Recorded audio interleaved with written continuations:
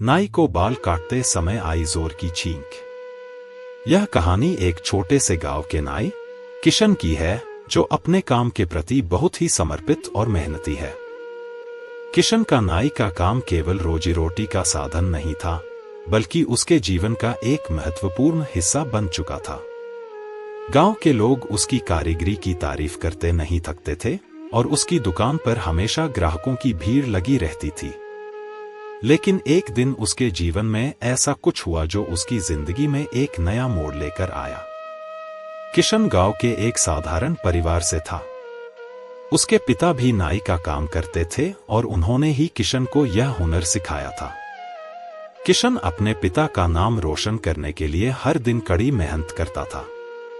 वह अपने काम में इतना माहिर था कि गांव के बाहर से भी लोग उससे बाल कटवाने आते थे। किशन का मानना था कि नाई का काम केवल बाल काटने तक सीमित नहीं है, बल्कि यह एक कला है जिसमें हर इंसान के चेहरे को नई पहचान दी जा सकती है। किशन की दुकान गांव के मुख्य चौक पर थी, जहां हर समय हलचल रहती थी। उसकी दुकान के बाहर लगी हरे रंग की कुर्सियां, दीवारों पर टंगी पुराने बॉलीवुड सितारों की तस्वीरें और सामने रखा बड़ा आईना, सब मिलकर उसकी दुकान को एक खास पहचान देते थे। किशन का मानना था कि नाई की दुकान केवल बाल काटने की जगह नहीं है, बल्कि यह एक ऐसी जगह है जहां लोग अपने दिल की बातें भी कर सकते हैं। किशन हर सुबह जल्दी उठता और अपनी दुकान को साफ सुथरा करता। उसके पास बाल काटने के कई उपकरण थे, जिन्हें वह बड़े ही प्यार से रखता था। किशन का मानना था कि अच्छे औजार से ही अच्छा काम होता है। दुकान पर आने वाले हर व्यक्ति को वह अपने परिवार का सदस्य समझता और बड़े ही प्यार से उसके बाल काटता। किशन के पास बाल काटने की कई तरह की तकनीकें थीं। वह बाल काटने के दौरान ग्राहकों के साथ बातचीत करता, जिससे उनका मन भी लगा रहता और बाल कटवाने का अनुभव भी अच्छा होता। किशन की दुकान पर लोग केवल बाल कटवाने नहीं आते थे, बल्कि वहां की माहौल का आनंद लेने भी आते थे। एक दिन किशन अपनी दुकान पर बैठा था। उस दिन मौसम कुछ अलग ही था। आसमान में बादल थे और हल्की हल्की हवा चल रही थी। गांव के लोग इस मौसम का आनंद ले रहे थे और किशन की दुकान पर भी भीड़ थी। किशन अपने काम में व्यस्त था, लेकिन उसके मन में कुछ अजीब सा हो रहा था। उसे ऐसा लग रहा था कि आज कुछ खास होने वाला है। उस दिन किशन की दुकान पर एक नया ग्राहक आया। यह व्यक्ति गांव का नहीं था, लेकिन उसकी कदकाठी और पहनावे से लग रहा था कि वह किसी बड़े शहर से आया है। किशन ने उसे आदरपूर्वक बैठने के लिए कहा और उसके बाल काटने की तैयारी करने लगा। जैसे ही किशन ने उस व्यक्ति के बाल काटने शुरू किए, अचानक उसे जोर की छींक आ गई। यह छींक इतनी जोरदार थी कि किशन के हाथ में कैंची हिल गई और बाल गलत तरीके से कट गए। किशन को खुद पर यकीन नहीं हो रहा था कि उसने ऐसा क्या किया। वह व्यक्ति, जिसका नाम राजीव था, किशन की ओर हैरानी से देख रहा था। राजीव ने तुरंत आईने में देखा और उसे समझ में आ गया कि उसके बाल खराब हो गए हैं। किशन ने माफी मांगी और कहा कि यह एक अनजानी गलती थी, लेकिन राजीव इस पर बहुत नाराज हो गया। उसने किशन को खरी खोटी सुनाई और कहा कि वह उसकी दुकान पर दोबारा नहीं आएगा। राजीव का नाराज होकर जाना किशन के लिए एक बड़ा झटका था। गांव के लोग भी इस घटना की चर्चा करने लगे। कुछ लोगों ने किशन का मजाक उड़ाना शुरू कर दिया। यह बात पूरे गांव में फैल गई कि किशन के हाथ से अब बाल काटने में गलती हो रही है। किशन को यह सब सुनकर बहुत दुख हुआ। वह खुद पर बहुत नाराज था कि आखिर उसके साथ ऐसा कैसे हो सकता है।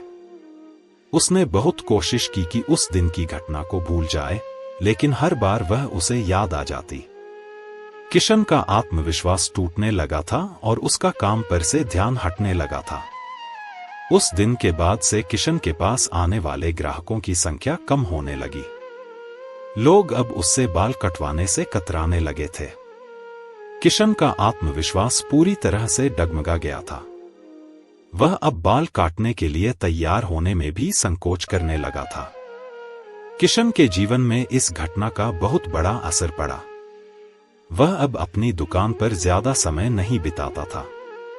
उसकी दुकान का माहौल भी अब पहले जैसा नहीं रहा। हंसी मजाक की जगह अब वहां उदासी छा गई थी। किशन को समझ में नहीं आ रहा था कि वह इस स्थिति से कैसे बाहर निकले। किशन के जीवन में इस मुश्किल घड़ी में उसके पुराने दोस्त रमेश ने उसकी मदद की। रमेश भी एक नाई था और वह किशन के साथ काम कर चुका था। जब रमेश ने किशन की स्थिति के बारे में सुना तो वह तुरंत उसकी दुकान पर आया। रमेश ने किशन को समझाया कि हर व्यक्ति के जीवन में उतार चढ़ाव आते हैं। उसने किशन को बताया कि एक गलती के कारण उसका आत्मविश्वास टूटना नहीं चाहिए। रमेश ने किशन को एक नया दृष्टिकोण दिया और उसे समझाया कि वह फिर से अपने काम पर ध्यान केंद्रित करे और खुद पर विश्वास बनाए रखे। रमेश की बातों का किशन पर गहरा प्रभाव पड़ा। उसने अपने अंदर आत्मविश्वास को फिर से जागरूक किया। किशन ने फैसला किया कि वह अपनी पुरानी गलती को भुलाकर फिर से अपने काम को नई ऊर्जा और जोश के साथ करेगा। उसने अपनी दुकान को फिर से सजाया और अपने ग्राहकों को वापस लाने के लिए विशेष ऑफर्स भी निकाले। धीरे धीरे किशन का आत्मविश्वास वापस आने लगा। उसने अपने काम में और भी ज्यादा मेहनत करनी शुरू की और इस बार उसने खुद को बेहतर बनाने का ठान लिया। किशन के पास फिर से ग्राहक आने लगे और उसकी दुकान में फिर से पहले जैसी रौनक लौट आई। किशन की इस कहानी से यह सीखने को मिलता है कि जीवन में कठिनाइयां और असफलताएं आती हैं, लेकिन उन्हें पार करने के लिए आत्मविश्वास और दृढ़ता की जरूरत होती है। एक छोटी सी गलती के कारण अगर हम खुद को कमजोर मान लें, तो हम अपने लक्ष्य से दूर हो सकते हैं। किशन ने अपनी गलती से सीख ली और उसे सुधारने का प्रयास किया। उसने साबित कर दिया कि अगर हम खुद पर विश्वास बनाए रखें और अपनी गलतियों से सीखें, तो हम किसी भी मुश्किल को पार कर सकते हैं। यह कहानी हमें यह भी सिखाती है कि किसी भी काम में सफलता पाने के लिए मेहनत, धैर्य और आत्मविश्वास की जरूरत होती है। किशन ने अपने जीवन में इस बात को समझा और अपने पुराने आत्मविश्वास को फिर से हासिल किया।